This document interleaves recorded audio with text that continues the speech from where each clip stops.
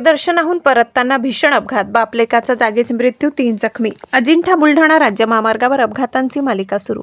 देवदर्शन आटोपून घराकडे परतत असताना अजिंठा बुलढाणा राज्य महामार्गावर सोमवारी सायंकाळी 5च्या सुमारास झालेल्या भीषण अपघातात कोसगाव तालुका भोकरदन येथील बापलेकाचा जागीच मृत्यू झालाय, तर 3 जण गंभीर जखमी झाले. ही दुर्दैवी घटना सिल्लोड तालुक्यातील शिवना येथे घडली.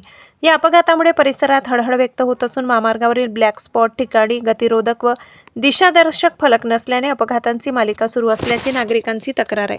मिळालेल्या माहितीनुसार कोसगाव येथील नारायण शेषराव शिंदे हे पहिल्या श्रावण सोमवारी आपल्या कुटुंबासह होंडा कंपनीच्या दुचाकीवर क्रमांक MH21 BX 5272 सिल्लोड तालुक्यातील प्रसिद्ध तीर्थक्षेत्र आमसरी येथे देवदर्शनासाठी गेले होते.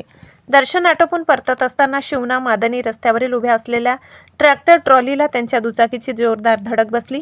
या भीषण अपघातात नारायण शेषराव शिंदे वय 32 व त्यांचा मुलगा साई नारायण शिंदे वय 5 यांचा जागीच मृत्यू झालाय, तर ज्योती नारायण शिंदे वय 28, आर्या नारायण शिंदे वय 10 आणि जान्हवी नारायण शिंदे वय 7 हे तिघे गंभीर जखमी झाले. घटनेची माहिती मिळताच स्थानिक नागरिकांनी तात्काळ मदत कार्य सुरू केले. जखमींना अजिंठा ग्रामीण रुग्णालयात दाखल करण्यात आले. तेथे वैद्यकीय अधिकारी डॉक्टर गिरीधर बोंडले यांनी प्राथमिक उपचार करून पुढील उपचारासाठी त्यांना उपजिल्हा रुग्णालयात सिल्लोड येथे हलविण्यात आले.